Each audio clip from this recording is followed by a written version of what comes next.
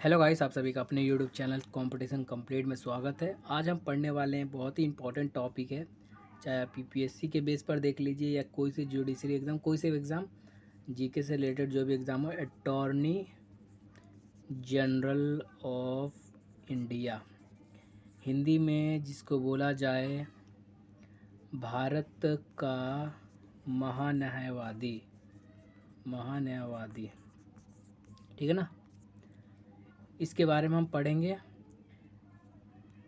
हमारे first of all देख लेते हैं कि जो हमारे ये श्री के वेणुगोपाल जी जो है हमारे अटॉर्नी जनरल ऑफ इंडिया है करंट में। यहाँ पर हम क्या क्या पढ़ेंगे, तो अपॉइंटमेंट पढ़ेंगे, टर्म पढ़ेंगे, ड्यूटीज़ पढ़ेंगे, फंक्शंस पढ़ेंगे, राइट्स पढ़ेंगे और लिमिटेशन पढ़ेंगे अटॉर्नी जनरल ऑफ इंडिया के रिलेटेड। गॉट इट दोस्तों। तो दोस्तों सबसे पहले हम अपॉइंटमेंट की बात कर लेते हैं।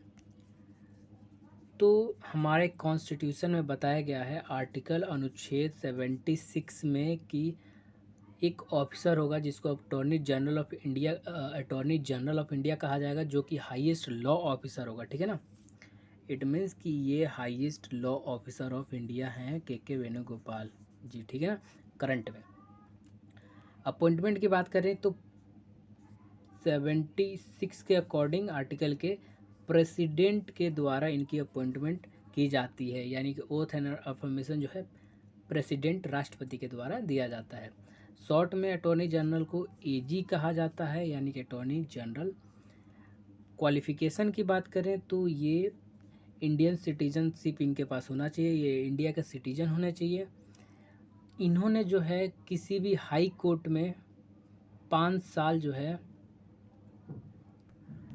5 साल हाई कोर्ट में एज अ जज वर्क इन्होंने किया होगा। ठीक, तो ये क्वालिफाई कर जाएंगे अटॉर्नी जनरल के लिए। और 10 साल इन्होंने किसी भी हाई कोर्ट में जो है एक्सपीरियंस एज अ एडवोकेट इन्होंने लिया होगा, तो ये अटॉर्नी जनरल बन सकते हैं। बात रहता है इनका रिजिग्नेशन का, तो इनका कोई भी टर्म नहीं होता, यानी कि कोई इनका लाइफ नहीं होता।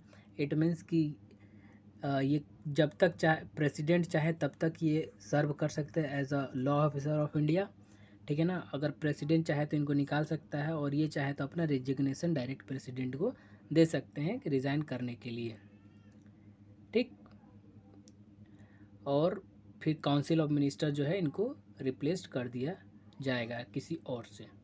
ठीक है ना दोस्तों, तो यहाँ पर कोई 5 साल 6 साल का टर्म फिक्स नहीं है। अब ड्यूटीज़ और फंक्शन की बात करते हैं, तो इनका ड्यूटीज़ क्या होता है। तो ड्यूटीज़ होता है कि जो भी लीगल मैटर्स इंडिया का हो, ठीक है ना, कोई भी इंडियन गवर्नमेंट का लीगल मैटर हो, वो प्रेसिडेंट के द्वारा इनको रेफ़र किया जाएगा कि आप इसको हैंडल करो।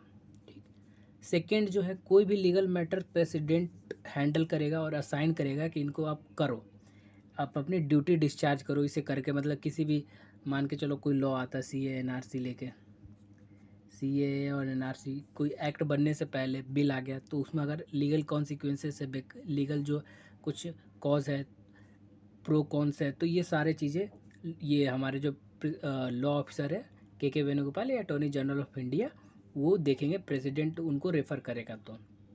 ठीक, प्रेसिडेंट किस तरीके से इनको वर्क दे सकते हैं, तो देखिए प्रेसिडेंट इनको वर्क दे सकते हैं कि उनके बिहाफ पे ये किसी भी सुप्रीम कोर्ट में, गवर्नमेंट के बिहाफ पे किसी भी सुप्रीम कोर्ट में अपीयर हो सकते हैं, अपनी बात को रख सकते हैं।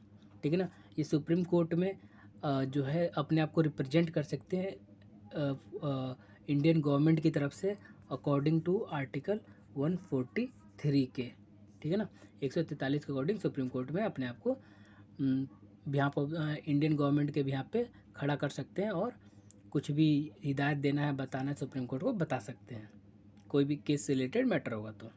ठीक, अब बात करते हैं राइट्स एंड लिमिटेशन।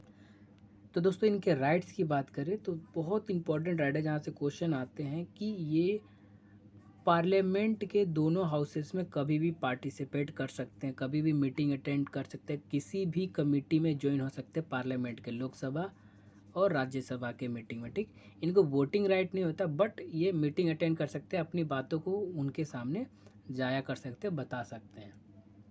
ठीक, सेकंड आते हैं इनके लिमिटेशंस। तो लिमिटेशन जाहिर सी बात है, जहाँ पर राइट्स हैं वहाँ पर लिमिटेशंस भी है। सबसे पहला लिमिटेशन है कि ये किसी भी अक्यूज्ड पर्सन को ये डिफेंड नहीं करेंगे।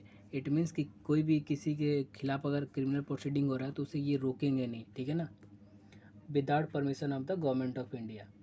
ठीक है दोस्तों। दूसरा जो है कि ये किसी भी कॉरपोरेट से रिलेटेड पोस्ट, किसी भी कॉरपोरेट, किसी भी कंपनी अगर इनको पोस्ट देना चाहती है as a director, as a कुछ भी कंपनी में पोस्ट देना चाहती है, ये एक्सेप्ट नहीं करेंगे without permission of government of India. Government of India का परमिशन लेना पड़ेगा, ठीक है ना। और इनको कुछ भी काम करने से पहले थोड़ा बहुत जो है परमिशन गवर्नमेंट ऑफ इंडिया से, काउंसिल ऑफ मिनिस्टर से भी लेना पड़ेगा, ठीक है ना, अटॉर्नी जनरल ऑफ इंडिया। तो ये आज की टॉपिक था अटॉर्नी जनरल ऑफ इंडिया, जिसके अंदर हम इनके अपॉइंटमेंट की हमने बात कर लिया, टर्म की बात कर लिया कि कोई इनका लाइफ टर्म नहीं होता। दूसरा हमने ड्यूटीज़ की बात कर लिया। तीसरा हमने राइट्स की बात कर लिया। चौथा हमने जो है लिमिटेशन की बात कर लिया। आई होप कि दोस्तों आपको वीडियो पसंद आई। पसंद है तो शेयर करिए दबा के। धन्यवाद दोस्तों।